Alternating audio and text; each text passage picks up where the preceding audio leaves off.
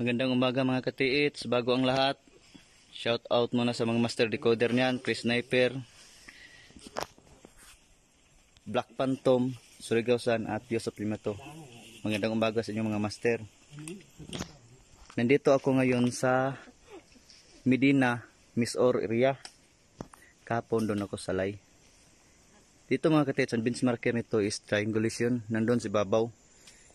Medyo nahuli ang videos ng bench marker. Nauna dito sa ikalawang deposit, may dalawang deposit kasi dito. Triangulation din. Ito ang pangalawa, nasa falls, dead falls. Matubigan na ito pag umuulan. Yan mga katiits. Ito ang pangalawang item, triangulation din. Doon mga katiits, may heart. Yan, nga may triangle ang nasa ulo. Yan mga katiits. Yan, may direksyon yan patungo dito. At itong item. Ito. Ang tanong yan mga katiits, kung bakit ito ang item. At doon, triangulation. Triangulation ito mga katiits. Ito ang pang-confirm.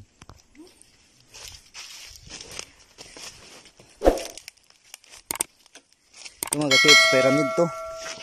Na ba to? Yan. Pyramid yan.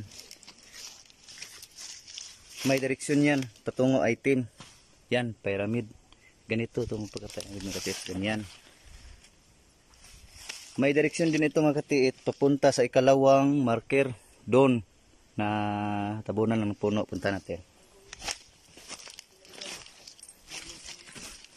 Itong pangalawa katiits, pyramid din.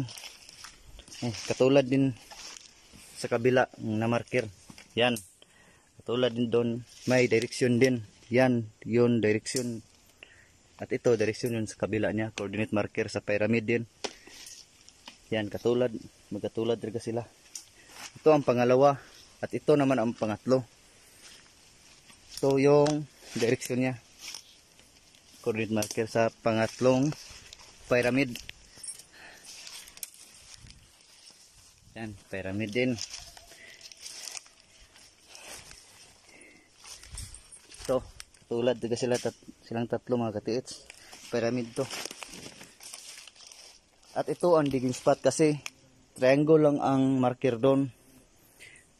Walang dot. So, ang ibig sabihin nun is sa tatlong bato nga nag-triangle, yan. Yan at yan. Sa gitna ang hukay.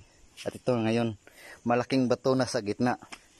Bahala na ang may-ari nito mag-ooperate kung anong gawin nila sa batong ito para makuha. Sa kanila na lang yun, sekreto na lang. May part to. Kasi punta pa kami sa ubos, sa baba. May X1 doon, ay X0, sorry. At yan lang po, maraming salamat. Part 2.